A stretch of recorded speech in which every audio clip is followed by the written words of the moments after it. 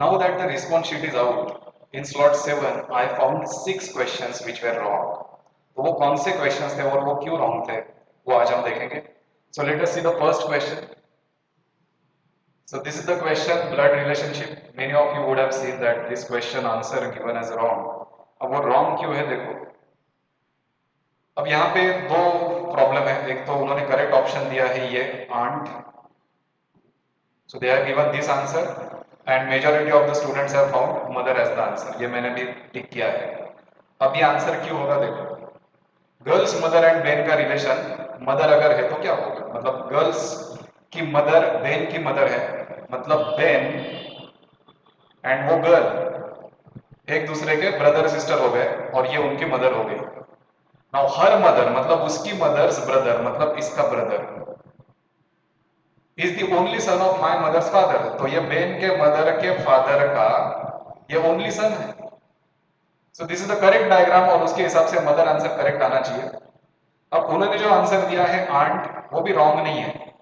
अब वो क्यों रॉन्ग नहीं है देखो, क्योंकि अगर उस गर्ल की मदर बहन की आंट है मतलब बहन के मे बी फादर की सिस्टर, सो दिस इज बहन, तो हर मदर सिस्टर इज बहन्स आंट. अगर ये आंसर है तो क्या होगा देखिए, हर मदर्स ब्रदर मतलब उसका ये हो गया brother is the only son of my mother's father. नहीं, अब यहां पे ये मदर आनी चाहिए. सो बहन की मदर और उसकी मदर सिस्टर्स है,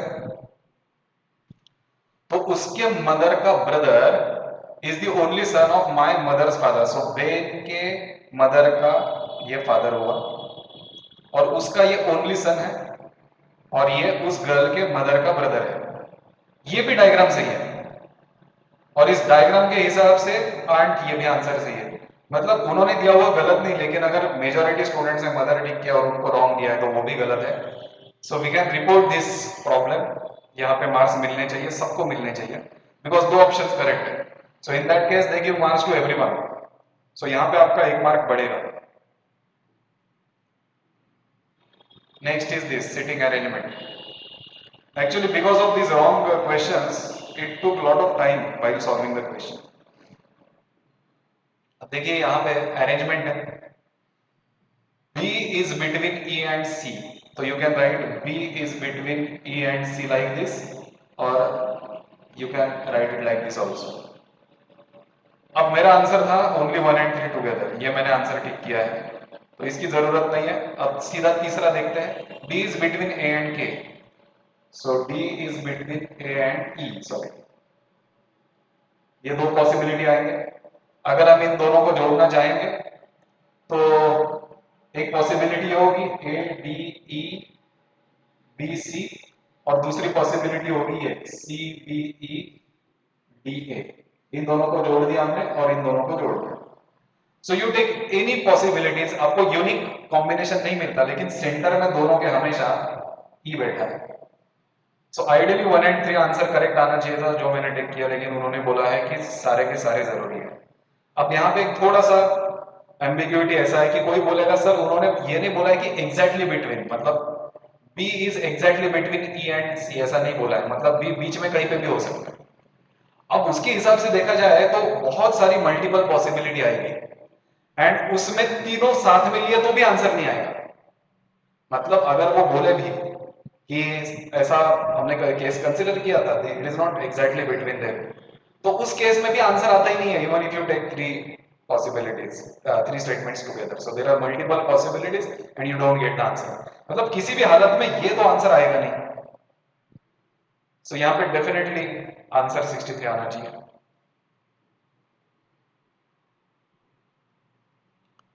अब यहाँ पे भले यहाँ पे लेंथ ज्यादा है, लेकिन आप 5 सेकंड में इसका आंसर दे सकते हो अगर पूरा क्वेश्चन समझ लिया है तो.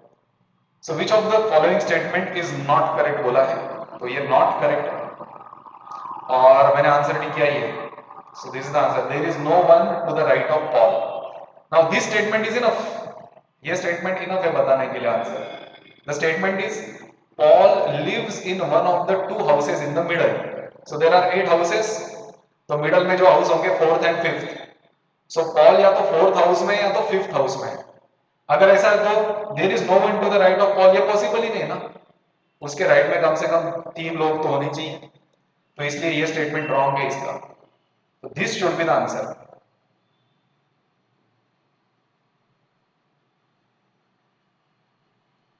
अब यहाँ पे आंसर गलत नहीं है, क्वेश्चन गलत है, और वो गलत ऐसा है कि पहले ये इनपुट आउटपुट वाला क्वेश्चन है, उसका लॉजिक क्या है मैं पहले लॉजिक बता देता हूँ।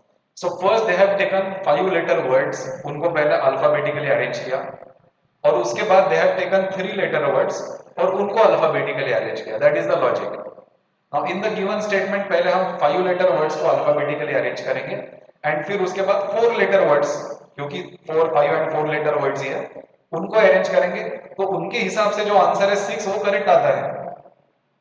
This answer is correct as per their logic, but the problem is उन्होंने यहाँ पे एक स्टेप खा लिया है, और वो कहाँ पे खाया है देखो। तो फ्रॉम द इनपुट पहले क्रिप्ट आया आगे, बराबर है, उसके बाद अल्फाबेटिकली आता है गोइंग, वो भी बराबर है, but the second step should be crypt going but. So going के बाद यहाँ पे बट आना चाहिए था, जो उन्होंने सीधा लाइट डाल दिया है, मतलब in step 2 they have taken 2 words together. उसके बाद फिर एक वर्ड आया एंड देन सब कुछ अरेंजमेंट हो गई। तो यहाँ पे कंफ्यूजन क्रिएट होता है कि ये सामने वाले बंदे ने क्वेश्चन सही बनाया है, क्वेश्चन में गलती की है। अगर क्वेश्चन में गलती सुधारे तो आंसर 6 आएगा, अगर क्वेश्चन में गलती रखे तो 6 आंसर नहीं आएगा। So here the question is wrong.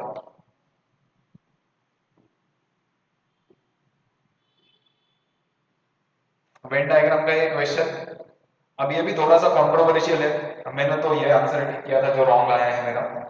Passenger, airplane and taxi. So generally logic क्या होता है, पैसेंजर सारे कुछ एयरप्लेन से जाएंगे, कुछ टैक्सी से जाएंगे, और बाकी लोग दूसरे व्हीकल से जाएंगे, तो ये करेक्ट आना चाहिए। उन्होंने ये आंसर दिया है। So what they have consider is, बीच वाला पैसेंजर है, ये लोग एयरप्लेन से जाएंगे, ये टैक्सी से जाएंगे, और एयरप्लेन में कुछ लोग पैसेंजर्स होंगे और कुछ लोग क्रू मेंबर, ड्राइवर वगैरह हो सकते हैं, पायलट।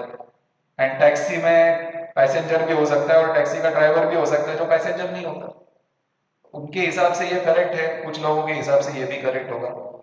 सो ये कंट्रोवर्शियल है थोड़ा, ये वो एक्सेप्ट नहीं करेंगे आई एम श्योर।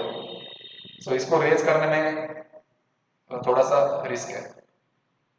अब जनरली गलतियां मैथ्स और रीजनिंग में देखी जाती है, एब्स्ट्रैक्ट में देखी जाती है, वर्बल की गलतियां बहुत कम लोग देखते हैं, लेकिन ये वर्बल में गलती है।